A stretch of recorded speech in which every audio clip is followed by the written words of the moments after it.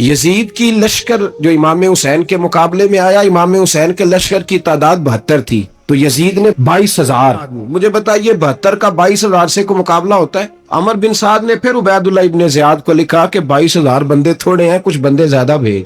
تو عمر بن سعد کو عبید اللہ ابن زیاد کہنے لگے کہ تو پاگل تو نہیں ہو گیا، 72 کے لشکر کا 22,000 بھیجا، اور کتنا بھیجو؟ تو اس نے کہا تمہیں یہ نہیں پتا یہ لوگ کون ہیں؟ یہ مولا علی شیر خدا کی اولاد ہے، ان میں ایک ایک شخص ایسا ہے جو 1,000 کے مقابلے میں لڑنا جانتا ہے. تو یہاں کمزوری دکھائی جاتی ہے. ہمارے بچے سمجھنے لگے ہیں کہ یہ شاید کوئی ایسی داستان ہے، اور اس طرح کا ماحول ٹی وی پہ میں دیکھ رہا تھا، اس طرح کا ماحول بنایا جاتا ہے جیسے کوئی خوف ہے. یعنی واقع کربلا کوئی ایسا واقعہ جسے دیکھ کے خوف طاری ہو جائے، بچے راتوں کو ڈریں. وہ اکیلے درخت دکھائے جا رہے ہیں اور تیر دکھائے جا رہے ہیں. او یار، کیا قوم کی تربیت کر رہے ہیں؟ واقع کربلا حوصلے کا نام ہے، دلیری کا نام ہے. سنیں بات اصل میں کیا تھی، بڑے ٹھنڈے دماغ سے میری بات کو سمجھیے گا. حضرت مولا علی شیر خدا کے بعد مسلمانوں کے متفقہ امیر بنے تھے حضرت امیر معاویہ. انہیں امیر کس نے بنایا تھا؟ امام حسن نے، حضرت علی کے بڑے صاحبزادے. حضرت امام حسن نے ان سے صلح کی، انہیں خلافت دی. اور صحیح بخاری میں نبی پاک نے فرمایا تھا میرا بیٹا حسن سردار ہے، جب مسلمانوں کی جماعتوں میں لہو بہ جائے گا تو حسن ان کی صلح کرا دے گا. وہ صلح امام حسن نے کرائی، جناب امیر معاویہ امیر بن گئے. حضرت امیر معاویہ رضی اللہ تعالیٰ عنہ بڑا پیار کرتے تھے نبی پاک سے، بڑا احترام کرتے تھے حضور کے خاندان کا. ان کی جو اجتہادی خطائیں ہیں وہ اپنی جگہ پہ موجود ہیں. چونکہ امام حسن نے ان سے صلح کر لی، لہذا ہم بھی ان کے بارے میں کوئی جملہ کہنے کے مجاز، ہماری مجبوری امام حسن ہے. اس لیے کہ جسے امام حسن صحیح کہے پھر امام حسن کے ماننے والے کو اسے غلط نہیں کہنا چاہیے. حضرت امیر معاویہ رضی اللہ تعالیٰ عنہ کا جب وصال ہوا تو حضرت امام حسن پہلے ہی ان سے وصال کر گئے، آپ کو زہر دے دیا گیا، آپ شہید ہو گئے. امام حسین موجود تھے. تو یزید کے بارے میں لوگوں نے کہا جناب امیر معاویہ سے کہ یہ ٹھیک ہے، مناسب ہے اور بہادر ہے، دلیر ہے، وہ جو ہوتے ہیں نا خوش آمدی ٹولہ. تو حضرت امیر معاویہ کے گرد بھی کچھ ایسے لوگ تھے، انہوں نے آپ سے کہا کہ یزید کو نامزد کر دے. تو آپ نے یزید کو بلایا، حوالہ مجھ سے دیکھ لیجئے گا. بلا کے فرمایا کہ 3 بندوں کے سامنے اپنی خلافت پیش کرنا، اگر وہ تجھے مان جائیں تو امیر بن جانا، نہ مانے تو چپ کر کے گھر بیٹھ جانا. وہ 3 بندے کون ہیں؟ جناب عبداللہ ابن عباس، حضرت عبداللہ بن زبیر اور امام حسین رضی اللہ تعالیٰ عنہ. یہ وصیت فرمائی جناب امیر معاویہ. ہوا یہ کہ یزید جب امیر بنا نا، 2-3 چیزیں ہوتی ہیں جب کسی بندے کو قابو کرنا ہوتا ہے، 2-3-4-5 چیزیں ایسی ہوتی ہیں جس سے بندہ قابو آتا ہے. تو اس نے بھی فوری طور پہ، یزید نے دیکھا میرے لیے مسئلہ کیا بن سکتا ہے. ولید بن عتبہ اس وقت مدینے کا گورنر تھا. یزید نے اس کو خط لکھا کہ امیر عرب کا رواج آج بھی ہے کہ جب تک نئے خلیفہ کی بیعت نہیں ہو جاتی پرانے کے انتقال کی خبر ہی نہیں دیتے، اس کو رکھے رکھتے ہیں. یہ ان کا طریقہ ہے. وہ کہتے ہیں کہ ولی عہد اچھی طرح قبضہ کر لے پھر بتائیں گے. حضرت امیر معاویہ کا وصال ہو گیا، بتایا نہیں. یزید نے اب کیا کیا، چونکہ بڑا چلاک آدمی تھا، بڑا شاطر تھا، بڑا تیز تھا، اس نے ولید کو خط لکھا. کہنے لگا کہ فوری طور پہ عبداللہ ابن عباس کو بلاؤ اور اسے کہو میری بیعت کریں. یہ جو بیعت ہوتی تھی نا، یہ بھی سننے کیا ہوتی تھی. یہ بیعت حلف ہوتا تھا کہ میں اللہ رسول کے نام پہ حلف دیتا ہوں کہ میں یزید کی اطاعت کروں گا، میں اس کے خلاف کوئی بغاوت نہیں کروں گا. کوئی یہ بیعت لوگ سمجھتے ہیں کہ بس ہاتھ پکڑنے کا نام بیعت تھا. اس بیعت کا متبادل جمہوری ملکوں کے اندر ووٹ آیا ہے. تو کہا بیعت کرے. حضرت عبداللہ ابن عباس کو بھی بلاؤ، عبداللہ بن زبیر کو بھی بلاؤ، امام حسین کو بھی بلاؤ. امام حسین آدھی رات کے وقت بیٹھے تھے مسجد نبی میں، چونکہ 5 نمازوں کی آپ امامت کرتے. امام حسین نماز پڑھا کے عشاء کی بیٹھے تھے. جناب عبداللہ بن زبیر، عبداللہ بن زبیر کون تھے؟ یہ نبی پاک صلی اللہ علیہ وسلم کی پھوپھی پوتے تھے اور جناب صدیق اکبر کے نواسے تھے، حضرت عبداللہ بن زبیر. اور جناب زبیر بن عوام عشرہ مبشرہ صحابی ہیں، ان کے بیٹے تھے. بہت زیرک آدمی تھے. یہ بھی امام حسین کے پاس بیٹھے. عبداللہ ابن عباس بھی تھے جو حضور کے چچا کے بیٹے ہیں، اس امت کے پہلے مفسر ہیں قرآن پاک. یہ لوگ بیٹھے تھے. تو ولید نے ایک بندہ بھیجا، اس نے آ کے کہا جناب آپ کو گورنر صاحب نے بلایا ہے. تو عبداللہ بن زبیر کہنے لگے حسین اس وقت بلانے کی بات سمجھ میں نہیں آئی. تو امام حسین بڑے بصیرت والے تھے، اللہ نے بصیرت دی تھی. کہنے لگے عبداللہ آپ کو سمجھ نہیں آئی، مجھے سمجھ آ گئی ہے، امیر معاویہ وصال کر گئے اور یہ ہمیں جو بلایا گیا ہے نا، یہ یزید کی بیعت کے لیے بلایا گیا ہے. تو کہا پھر آپ آدھی رات کو نہ جائیں، آپ کے لیے خطرہ ہوگا۔ تو امام حسین فرمانے لگے خطرہ حسین کو نہیں ہوتا۔ نہیں، کہا پھر بھی آپ مہربانی کریں ذرا احتیاط سے جائیں۔ تو جناب عبداللہ ابن زبیر نے، عبداللہ ابن عباس نے 14 بندے نیزے دے کے، تلواریں دے کے امام حسین کے ساتھ بھیجے اور کہا کہ امام حسین اگر اس نے کوئی غلط ملت بات کی نا، زبردستی بیعت کرنے کا کہا، تو آپ بس کوئی ایک بات اونچی آواز میں کر دینا، یہ سپاہی پیچھے آ جائیں گے۔ امام حسین ان 14 بندوں کو لے کے گورنر ہاؤس پہنچ گئے۔ جب آپ وہاں پہنچے، اس نے بتایا، اس نے کہا جی حضرت امیر معاویہ انتقال کر گئے اور آپ نے یزید کی بیعت کرنی ہے۔ تو امام حسین فرمانے لگے میں چھپ کے بیعت نہیں کروں گا، مجمع لگاؤ، جمعے والے دن اعلان کرو، جو طریقہ ہے حضرت ابوبکر صدیق کا، جو طریقہ ہے حضرت عمر فاروق کا، جو انداز حضرت عثمان غنی کا ہے، جو مولا علی کا ہے، سر عام اعلان کرو، اگر ساری دنیا یزید کی بیعت کرے گی تو میں بھی تیار ہوں۔ تم مجھ سے بیعت لے کے پھر لوگوں کو بتانا چاہتے ہو کہ حسین بیعت ہو کر رہے ہیں، تو تم کیوں نہیں کر رہے؟ میں عام آدمی نہیں ہوں، لہذا چھپ کے بیعت نہیں کرتا۔ جب یہ بات کی نا تو ولید بڑا نرم دل تھا اور امام حسین کی شان کو جانتا تھا، وہ جانتا تھا یہ نبی پاک کا خاندان ہے۔ اس نے کہا جی مجھے تو حکم تھا، باقی آپ حضور کے نواز ہیں، میں کر کچھ۔ وہاں ایک بڑا بدبخت شخص بیٹھا تھا، عبد الملک بن مروان، وہ ولید سے کہنے لگا کہ اگر حسین آج تمہارے ہاتھ سے نکل گئے تو تمہارے لیے بہت بڑا مسئلہ کھڑا ہو جائے، انہیں جانے نہ دینا، یا بیعت کراؤ یا ان سے کہو جنگ کے لیے تیار ہو۔ تو امام حسین رضی اللہ تعالیٰ عنہ کے کانوں میں آواز گئی تو فرمانے لگے ابن مرجانہ، اگر تیرے اندر جرأت ہے تو آ سامنے حسین کے، اس کے کانوں میں باتیں نہ کر، کانا پھوسی نہ کر، باہر آ میدان میں، شرارت نہ کر، باہر آ، میں تمہیں ابھی بتاتا ہوں کہ حسین سے مقابلہ کرنے کا انجام کیا ہے۔ یہ کہہ کہ امام حسین باہر نکلے، اپنے بھائی محمد بن انفیہ کو بلایا، عبداللہ بن زبیر، عبداللہ ابن عباس، ڈھیر سارے لوگ کٹھے ہو گئے۔ فرمایا یہ معاملہ ہے، اب کیا کرنا ہے؟ تو وہ کہنے لگے حضور وقت ابھی مناسب نہیں ہے، آپ اس طرح کریں یہاں رکے، ہم مکے سے، عراق سے، کوفے سے لوگوں کو بلاتے ہیں، یہاں ایک بڑی مجلس مشاورت قائم کرتے ہیں۔ امام حسین فرمانے لگے اگر تم مشاورت قائم کرو گے تو ولید اور عبد الملک بن مروان وہ تو جنگ کرنے کو تیار ہیں، اور نبی پاک نے فرمایا ایک مینڈا ہوگا جس کی وجہ سے مدینے کی گلیوں میں لہو بہے گا۔ فرمانے لگے میں وہ بکرا، وہ مینڈا نہیں بننا چاہتا۔ کہا پھر آپ کیا کریں گے؟ تو امام حسین رو پڑے، فرمانے لگے میں مدینہ چھوڑ جاؤں گا لیکن مدینے کی حرمت پامال نہیں ہونے دوں گا۔ امام علی مقام آدھی رات کے وقت نکلے، سیدہ فاطمہ کا دروازہ ایک اس دن تھا جس دن حضرت مولا علی کوفے چلے گئے، اور دوبارہ آج تالا لگا جب امام حسین نکلے۔ آپ جنت البقیع کے پیچھے کھڑے ہو کے حضور کا روزہ دیکھنے لگے، اس وقت گنبد تو نہیں ہوتا تھا، روزہ دیکھنے لگے۔ نانا تیرے کرم کے خزینے کی خیر ہو، میں جا رہا ہوں تیرے مدینے کی خیر ہو۔ سارا خاندان لے گئے، مکے تشریف لے گئے، حج کے ایام قریب آنے والے تھے۔ امام حسین نے وہاں لوگوں سے باتیں کی۔ جب امام حسین وہاں پہنچے تو کوفے سے خط آنے لگے۔ کوفہ حضرت علی کا دارالخلافہ تھا، وہاں آپ کے محبین، پیار کرنے والے ڈھیروں تھے، انہیں خط لکھے کہ حضور آپ چپ کر کے بیٹھے ہوئے ہیں اور ہمارے اوپر یزید مسلط ہو گیا ہے، آپ اگر میدان میں نہیں نکلیں گے، آپ نہیں آئیں گے تو ہم اللہ کی بارگاہ میں شکوہ کریں گے کہ کوئی ہماری کمان کرنے کو تیار ہی نہیں ہوا۔ اور وہ خط 1 2 3 نہیں آئے، وہ خط اتنے تھے کہ 3 بوریوں میں بھرے تھے امام حسین، 3 بوریوں میں۔ اب مجبوری ہو جاتی ہے، حق کے لیے کئی دفعہ بات کرنا مجبوری ہوتی ہے، اگر نہیں کرے گا تو پھر اس کو بھی قبر میں جواب دینا پڑے گا۔ امام علی مقام رضی اللہ تعالی عنہ نے مکے میں اب لوگوں کو جمع کیا مشورے کے لیے۔ ہر بندے نے کہا حضور وہ بلا تو رہے ہیں پر اپنے وعدوں کے پکے۔ کہا حضور وہ پکے نہیں، آپ نہ جائیں۔ ہر بندے نے کہا حالات ٹھیک نہیں، حالات گراؤنڈ ریالٹی صحیح نہیں، یہی مشورہ آج بھی ہر بندہ دیتا ہے، ابھی حالات نہیں۔ اتنے خراب حالات کبھی نہیں ہوئے تھے جتنے امام حسین کے دور میں تھے، لیکن فرمایا میں دین کے خلاف غلط حکمران کو مسلط ہونے کی اجازت، بول کے بتائیے، بول کے، غلط حکمران کو مسلط ہونے کی اجازت، مزاحمت کروں گا، مخالفت کروں گا۔ امام کہنے لگے کوئی بات نہیں، وہ میرے ساتھ چلے نہ چلے لیکن میں کوفے جاؤں گا، وہ لوگ میرے ساتھ کھڑا ہونے کو تیار ہیں تو وہ جھوٹ ہے یا سچ ہے پر میں چلوں گا۔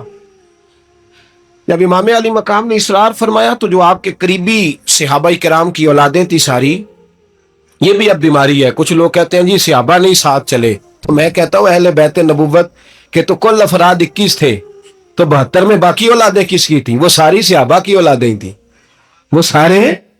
پتہ نہیں کیوں اس طرح کا فلسفہ بیان کیا جاتا ہے جس میں حالات خراب ہو. حضرت سیدنا امام علی مقام کو جب بہت زیادہ کہا گیا نا تو امام حسین رضی اللہ تعالیٰ انہوں نے فرمایا چلو میں ایک کام کرتا ہوں، مسلم بن عقیل کو بھیجتا ہوں. حضرت علی کے بھتیجے ہیں، امام حسین رضی اللہ تعالیٰ عنہ کے چچا کے بیٹے ہیں، حضرت عقیل کے صاحبزادے مسلم بن عقیل. بڑے سمجھدار آدمی تھے، معاملہ فہم تھے، بڑے جری تھے. اتنا زبردست مشورہ کم لوگ دیتے ہیں جتنا حضرت مسلم بن عقیل دیتے تھے. ان کو بھیجا گیا کوفے.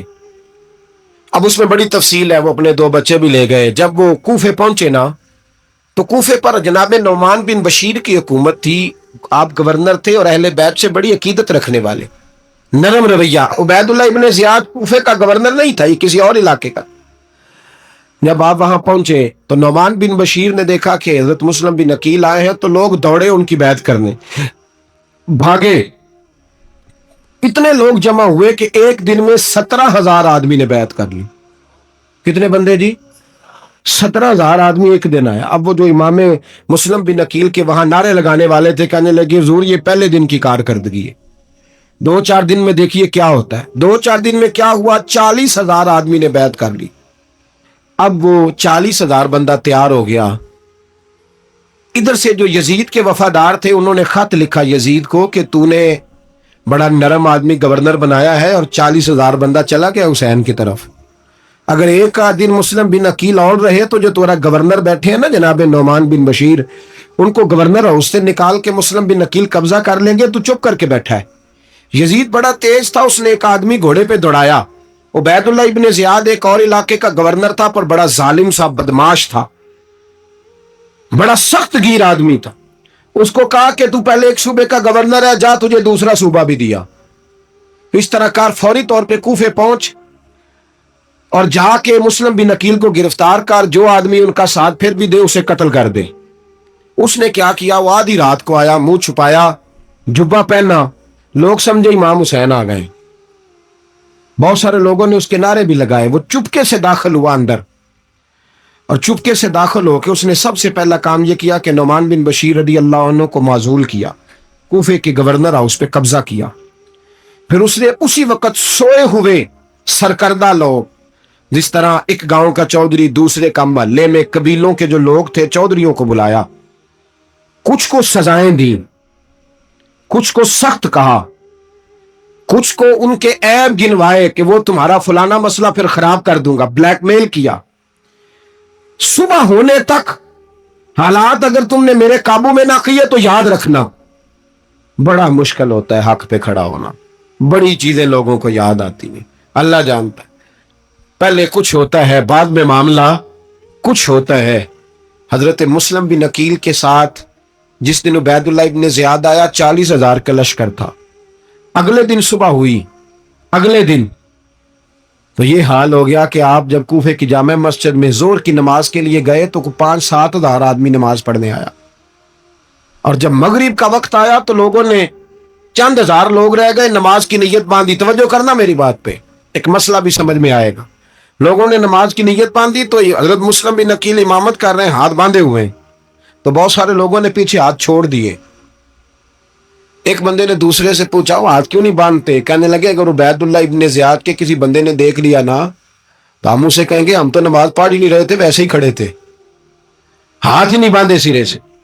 جب نماز کی امامت باندھی تو 10-11 صفیں تھیں. جب مسلم بن عقیل رضی اللہ تعالیٰ عنہ نے سلام پھیرا تو پیچھے بندہ ہی کوئی نہیں تھا. حضرت مسلم بن عقیل کو گرفتار کیا گیا. عرب کا رواج تھا دشمن کو سخت سزا دیں تاکہ باعث عبرت بنے. بہت اونچا مینار تھا کوفے کا گورنر ہاؤس کا، اوپر لے جا کے جناب مسلم بن عقیل کو زمین پہ گرایا گیا.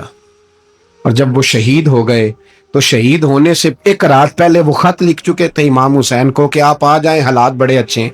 خط ملا تو امام حسین مکے سے کوفے کی جانب چل پڑے.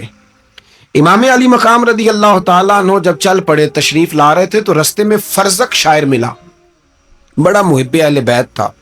رستے میں ملاقات ہوئی، اللہ اکبر.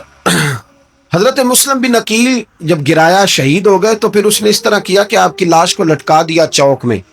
لوگ دیکھتے تھے تو عورتیں بچوں کہتی تھی تو نے باہر نہیں نکلنا, ہم نے نہیں امام حسین کے ساتھ چلنا, بس بس بڑا خوف ہے, کوئی بندہ نہ باہر نکلا, کوئی نہیں ضرورت ہمیں, حالات بہتر ہوگی تو دیکھی جائے. آج کتنے لوگ ہیں, کتنی دیگیں پکی, کتنی نیازیں بٹی, کیا کچھ ہوا. آپ ناراض نہ ہونا, میں آپ میں سے ہوں, آپ مجھ سے ہیں, یہ بات آپ کی نہیں میری سب کی ہے. آج بھی اگر امام حسین کے نام پہ جان دینے کی باری آئے گی تو دیگیں رہ جائیں گی. ناراض تو نہیں ہو گئے آپ لوگ؟ فٹافٹ مائیں کہیں گی باہر دی جانا, بالکل پتر سانو کی لگے, سارا دن کوئی ہمارے لیے. وہ پیر صاحب تو کرتے رہتے ہیں باتیں, ان کا تو کام ہے, خبردار ہم نے نہیں جانا. دیگیں دینے کو سارے تیار ہیں, جانے دینے کو تیار ہونا. ناراض ہو گئے آپ لوگ؟ چلو کوئی نہیں, ہو جاؤ, خیر صلی اللہ ہے, بات تو ٹھیک کر رہا ہوں نا. حضرت امام حسین رضی اللہ تعالیٰ عنہ نے فرزق شاہ رستے میں ملا تو امام حسین کو کہنے لگا کہاں جا رہے ہیں؟ فرمایا میں کوفے جا رہا ہوں. کہنے لگا حضور نہ جائیے گا, لوگوں کے دل آپ کے ساتھ ہیں, تلواریں آپ کے ساتھ نہیں. سیدنا امام حسین رضی اللہ تعالیٰ عنہ کو آ کے کہا حضور وہ سارے کوفے والے مانتے ہیں کہ بات حسین کی ٹھیک ہے لیکن آپ کی سپورٹ نہیں کریں گے. اور اگلی بات فرزق نے یہ کی کہ حضور میں حضرت مسلم بن عقیل کی لاش کو لٹکی ہوئی دیکھ کے آیا ہوں کوفے کے چوک میں. بڑا ہی خوبصورت فکرہ ہے امام حسین کا. فرمانے لگے میرا بھائی لٹکا ہوا تھا, کہیں کسی کے آگے جھکا تو نہیں تھا؟ لٹکا ہی تھا نا, کہیں جھکا تو نہیں کسی کے آگے؟ کہا حضور نہیں. تو آپ فرمانے لگے اگر مسلم بن عقیل لٹک گیا تو حسین بھی لٹک جائے گا, لیکن جھکے گا. حضرت امام حسین تشریف لائے, بچوں سمیت آئے. حور بن یزید ایک شخص تھا. حور بن یزید ایک مختصر سا لشکر لے کے اس نے امام حسین کو ایک جگہ پہ روکا, پھر دوسری جگہ پہ روکا, بالآخر تیسری جگہ پہ روکا. تو امام حسین نے فرمایا جگہ کون سی ہے؟ کہا حضور کرب و بلا. فرمایا بس یہی خیمے لگا دو, یہی.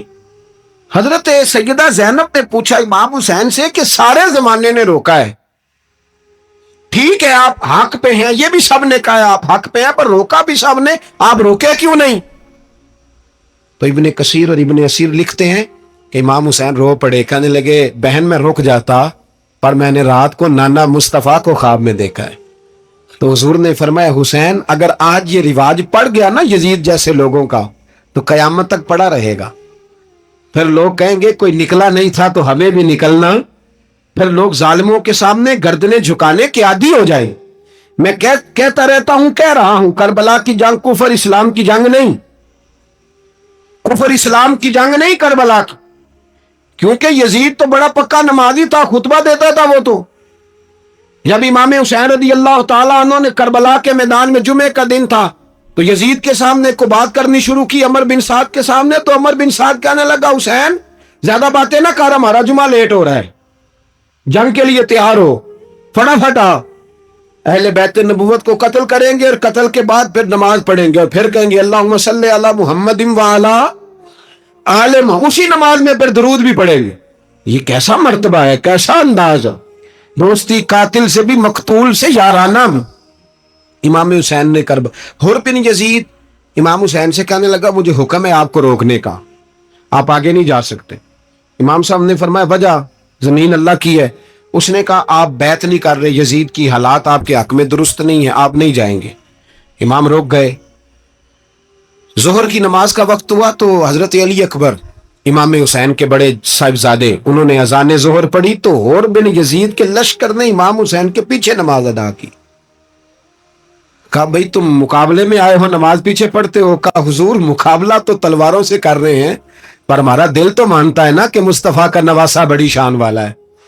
حر بن یزید نے 3 نمازیں لشکر سمیت امام حسین کے پیچھے پڑھی ہیں, 3 نمازیں, ظہر اثر اور مغرب. پھر امام حسین کے سامنے شرائط پیش کی کہ آپ کو یہاں گھیر لیا گیا ہے, یہاں آپ بیعت کریں گے, یہاں جنگ کریں گے, 2 ہی باتیں. امام حسین نے فرمایا نہیں بھائی بیعت تو میں نہیں کرتا, اس کے علاوہ تم جو کہتے ہو میں کرنے کو تیار ہوں. اس نے خط لکھا, عبید اللہ ابن زیاد کو ایک بندہ دوڑایا پیچھے, کوفے چند میل پہ کوفہ تھا. کہا وہ نہیں مان رہے, کیا کرنا؟ تو حسین ابن علی ہے, میں زیادہ دیر انہیں روک بھی نہیں سکتا.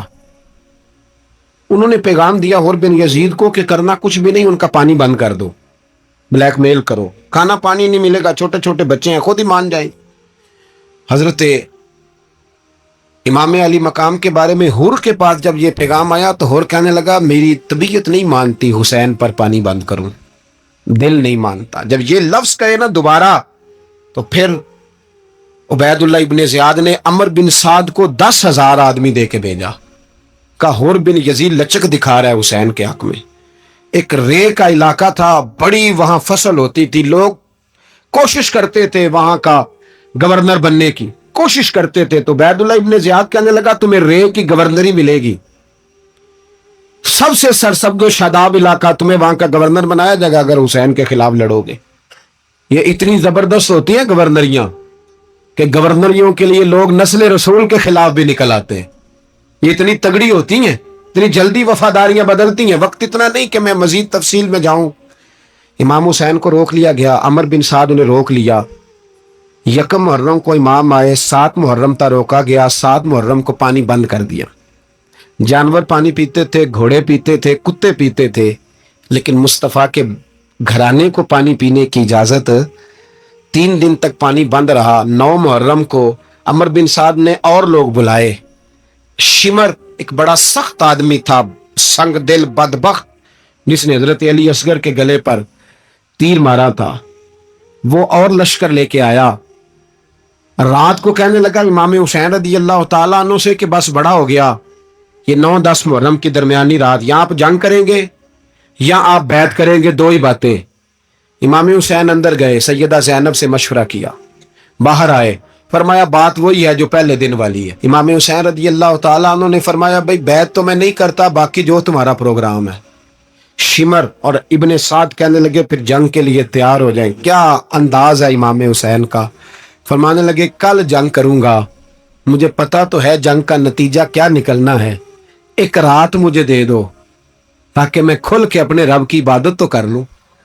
حسین نے جانا ہے، مجھے پتا ہے کل رزلٹ 72 اور 22,000 کا کیا ایک رات مجھے دو، میں مالک سے راز نیاز تو کروں، میں گویا اس سے پوچھوں تو صحیح کہ مالک میرے والد بھی شہید ہیں، بھائی بھی شہید ہیں، نانا کو بھی دکھوں میں دیکھا ہے، تو اب میری باری ہے تو مالک میں حاضر ہوں، مجھے موقع تو دو، اس لیے کہ میرے نانا نے بدر میں بھی ساری رات عبادت کی تھی، صبح مجھے موقع دو۔ اور دنیا کا اصول ہے جب کوئی موقع مانگتا ہے تو دیا جاتا ہے۔ یہ دونوں کہنے لگے کوئی موقع نہیں۔ حور بن یزید پیچھے سے بولا، کہنے لگا نہیں، بدتمیزی نہ کرو، حسین کو موقع دو، تمہیں دینا پڑے گا۔ موقع دیا۔ حور بن یزید نے پھر منت کی، کہا حضور آپ مہربانی کرے مان جائیں۔ فرمایا ماننے والا کھاتا کوئی نہیں، یہ بڑا مشکل کام ہے بھائی، ضمیر کا سودا اب تو عام ہو گیا، بازار لگتے ہیں، ریٹ لگتے ہیں، اپنی اپنی چاہتوں پہ لوگوں نے اپنے اپنے انداز سجائے ہوئے، کوئی آدمی بس اچھے طریقے سے نام لے لے تو بس ہم اس کے پیچھے چل جاتے، اب تو عام ہو گیا یہ معاملہ۔ امام حسین نے فرمایا ہو ہی نہیں سکتا، ممکن ہی نہیں ہے۔ ساری رات عبادت میں گزری، ریاضت میں گزری، تہجد کا وقت ہوا تو گھر والوں کو بلایا، فرمایا دیکھنا تمہاری سی کی آواز نہ باہر آئے، خبردار سی کی آواز نہ آئے۔ اور امام زین العابدین سے فرمایا تو بیمار ہے، تو جہاد نہیں کرے گا، لیکن خیال رکھنا پیچھے۔ اور بڑی قیمتی بات بتا رہا ہوں، ہماری بیویاں کسی کے گھر میت ہو جائے تو 4 دن بخار نہیں اترتا۔ امام علی مقام نے سیدہ زینب سے فرمایا تو بڑی ہے، میری بہن ہے، پیچھے سارے بچے ہیں، جوان ہیں، ان کے حوصلے تیری ذمہ داری ہیں۔ صبح جنگ کا طبل بجنے لگا، فجر کی نماز پڑھی، سورج چڑھا، 10 محرم کا دن، جمعے کا وقت، جناب سیدنا امام حسین رضی اللہ تعالیٰ عنہ نے ریت پر سجدے کیے، لمبے سجدے، لمبی نماز، سورۃ الشمس کی آیات دوسری رکعت میں پڑھی تو سارا کربلا گونجنے لگا۔ کیا انداز تکلم تھا امام علی مقام کا۔ نماز مکمل ہوئی تو حور بن یزید، عمر بن سعد اور شمر سے کہنے لگے واقعی حسین سے لڑو گے؟ پتہ نہیں کون ہے، قل لا اسألکم علیہ اجرا، تم نے نہیں پڑھا، الا المودۃ فی القربى، تمہاری آنکھیں بند ہیں، الحسن والحسین سید الشباب اہل جنہ، تمہیں نہیں پتا؟ کہنے لگا چپ کر، حکومت نظر آ رہی ہے۔ اور بن یزید کہنے لگا پھر میرا بھی فیصلہ سنو، مجھے حکومت نہیں چاہیے، مجھے جنت چاہیے، حکومت نہیں چاہیے۔ امام حسین کی پہلی فتح دیکھیں، اور بن یزید ایڑی لگا کے نا یزید کے لشکر سے نکل کے امام حسین کے لشکر میں شامل ہو گئے، اور پہلا شخص جس نے امام حسین کو روکا इमाम हुसैन के नाम पर पहला सर भी इसी शख्स ने कटाया है, लेकिन यजीद की कब्र पे लानत भी कोई नहीं बरसाता। उसका महल था बहुत बड़ा, लेकिन जब लोग करबला में इमाम हुसैन को सलाम करने जाते हैं तो कदमों में हुर बिन यजीद का मजार भी बना हुआ, उसको भी सलामी दी जाती है। और अब हम अकेला हुर बिन यजीद नहीं कहते, हम कहते हैं हुर बिन यजीद रदी अल्लाह ताला। अब हम इतनी ताजीम करते हैं उस हुर की। जनाबे इमाम हुसैन को मैदान में खड़ा किया गया, जिहाद का तबल बजा, पहले खुद्दाम आए। और सुन लो, आज वो पता नहीं बाजारी से लोग चढ़ गए स्टेजों पे, बाजारी से, ना चेहरे पे दाढ़ी है ना सर पे कोई कपड़ा है, बाजारी लोग हैं, भाग रहे हैं, बाजू चढ़ाए हुए हैं, बटन खोले हुए हैं, तमाशा बना दिए। सुनने वालों का भी अल्लाह ही हाफिज है। वो स्टेज पे अहले बैत की शान बयान करता है, भाग के उधर जाता है। भाई ये कोई तरीका है? सुनने वालों का भी अजीब अंदाज है, हर बंदे को सुनने बैठ जाते। दीन मुहज्जब है, तहजीब वाला है, दलाइल रखता है, दीन वकार रखता है, ऐसे लोग अब दीन बयान करेंगे? हजरत सैयदना इमाम हुसैन रदी अल्लाह ताला अन्हु सुबह जब जिहाद का वक्त आया, पता है कौन कौन थे करबला में? इमाम हुसैन के साथ इमाम हुसैन के 4 भाई थे करबला में। कितने? बोल के बताएं। हजरत अली के 4 बेटे, अब्बास बिन अली, जिनको हजरत अब्बास कहा जाता है ना, अलमदार, ये हजरत अली की दूसरी जोजा में से अब्बास बिन अली भी थे, और अबू बकर बिन अली भी थे, उमर बिन अली भी थे, उस्मान बिन, ये हजरत अली के बच्चों के नाम है। ये आपके शहजादे इमाम हुसैन के साथ शहीद हुए। इनका नाम सिर्फ इसलिए नहीं लिया जाता कि इनका नाम खुलाफाए सलासा के नाम पे, हजरत अली ने अपने यारों के नाम पे रखा है, तो तुमने करबला के मैदान से खारिज कर दिया।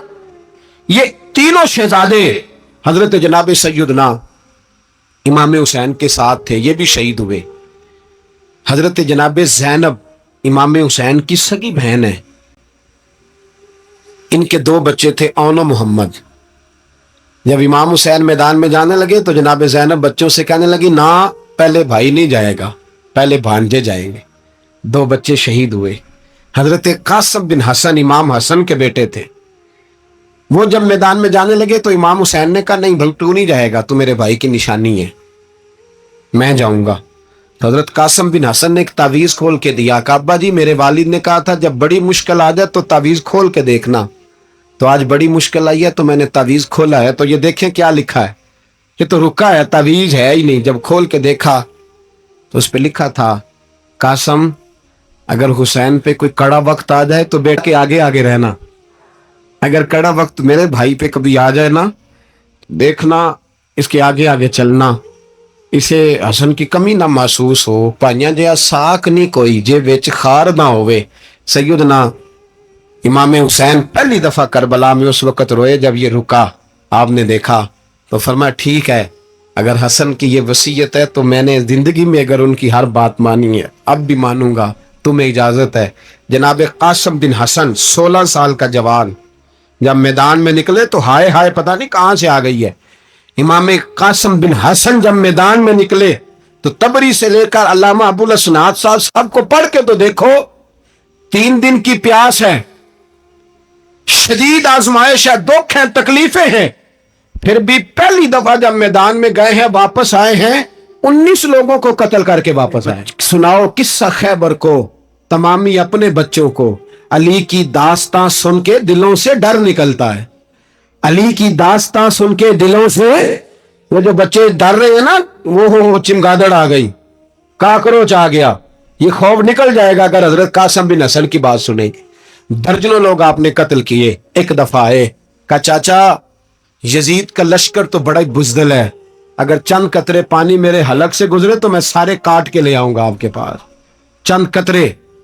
लेकिन थोड़ी देर गुजरी, अमर बिन साद कहने लगा, अकेले अकेले जाओगे तो अली का पोता है, ये सबको मार देगा, इकट्ठे जाओ। चारों जानब से तीर बरसे, एक तीर लगा आके गर्दन के पीछे, बस जनाब सैयदना कासिम बिन हसन घोड़े से नीचे गिरे।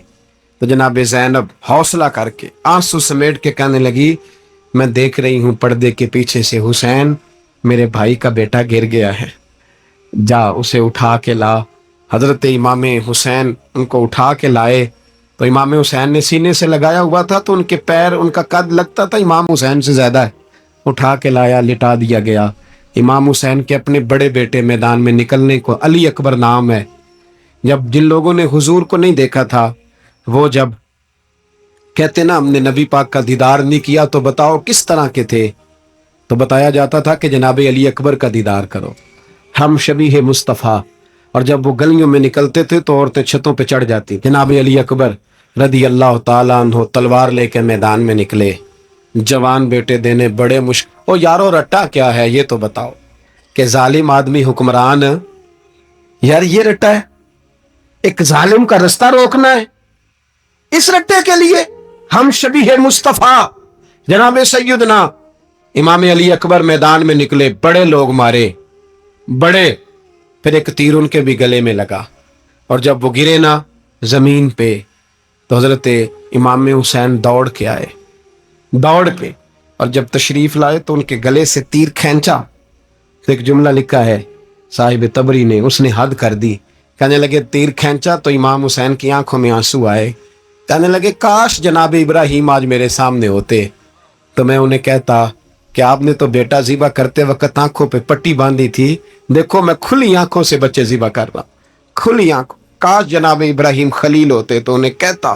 جناب علی اکبر بھی شہید ہوئے۔ حضرت علی اصغر کو تو اچانک اٹھایا تھا امام حسین، باہر نکلے تو گردن پہ تیر لگا تو 6 مہینے کا بچہ وہ بھی شہید ہوا، خون اچھالا آسمان کی طرف تو کہا مولا دیکھ لے، میں نے 6 مہینے والا بھی نہیں بچایا، وہ بھی دے دیا ہے۔ پھر حضرت عباس کو بیٹیوں نے کہا کہ اب نہ، کچھ کہتے ہیں پہلے شہید ہوئے، کچھ نے لکھا بعد میں، کہ اب ہم سے پانی کے بغیر نہیں رہا جاتا، تو جناب عباس پانی کا مشکیزہ لے کے نکلے باہر، ایک ہاتھ کٹا، دوسرے پہ مشکیزہ وہ بھی کٹا، پھر پانی تو بھر لیا تھا لا نہ سکے، پھر گردن کٹی تو شہید ہوئے۔ بچوں کی بھی شہادت ہوئی، پر جب ان کا لاشا اٹھایا تو امام حسین کہنے لگے مولا اب نہ حسین کی کمر کمزور ہو گئی ہے، اب کمزور ہو، اور بھائی ایک میت ہو جائے تو 4-5 دن تو پوری آنکھیں نہیں کھلتی، کیسا جری خاندان ہے۔ تھوڑی دیر گزری تو امام علی مقام نے پٹکا باندھا، سر پہ دستار باندھی، مولا علی کی تلوار پکڑی، نبی پاک کا امامہ باندھا، اور گھوڑے پہ سوار ہوئے تو کہنے لگے زینب گھر تیرے حوالے اور میں اللہ کے حوالے، گھر تیرے حوالے اور میں، اور پھر امام حسین نکلے، امام علی مقام نکلے۔ راوی کہتے ہیں کہ یہ جلوہ پہلے بھی بڑے سونے تھے، پر آج جو رنگ دیکھا وہ کبھی نہیں دیکھا، کیا انداز تھا، جدھر جاتے نعرہ لگاتے تو حد ہو جاتے، اتنے لوگ امام حسین نے کاٹے، اتنے کاٹے، پھر واپس پلٹ کے آئے اور کہنے لگے زینب ذرا پردے کے پیچھے سے دیکھ تو صحیح میری بہن، ان بزدلوں کو جرت ہی نہیں ہو رہی حسین کے مقابلے میں آنے، ایک دوسرے کو دھکا دیتے، تو جا تو جا، پھر اکٹھے وار ہوئے۔ یہ کون ہے کٹا ہوا، لباس ہے پھٹا ہوا، یہ بال یقین حسین ہے، نبی کا نور عین ہے۔ پھر چاروں جانب سے تیر برسے تو امام علی مقام چونکہ نماز کا وقت ہو گیا تھا، اترے گھوڑے سے، خون بہ رہا تھا، گرم ترین ریت سے تیمم کیا، سر سجدے میں رکھا، اور جب شمر آپ کی گردن کاٹنے لگا تو کہنے لگے ٹھہر جا ذرا رب سے ایک بات کر لینے دے، اور پھر بولے امام حسین، کہنے لگے مالک تو اب بتا کہ حسین سے راضی ہے کہ ناراض ہے، تو بتا۔ تو پھر ایک آواز آئی، یا ایتھا النفس مطمئنہ ارجعی الی ربک راضیۃ مرضیہ، فرمایا نفس مطمئنہ واپس آ جا، تو اللہ سے راضی ہے، اللہ تجھ سے راضی۔ امام حسین وہاں شہید ہو گئے۔ اب یہ قافلہ امام حسین کا سر کاٹ، ذرا دیکھنا غور کرنا، سر کاٹ کے نیزے پہ رکھا ہے، جسم کربلا میں پڑا ہے، عورتوں کو گھوڑوں پہ بٹھا کے لے جایا گیا یزید کے دربار میں۔ یزید، پہلے عبید اللہ ابن زیاد نے بدتمیزی کی، پھر یزید نے کی۔ سعودی عرب کا ایک مولوی بول رہا تھا، سعودی عرب کا، ان سے بھی بڑا عشق ہے، جس نے تقریر سننی ہو میرے پاس ہے۔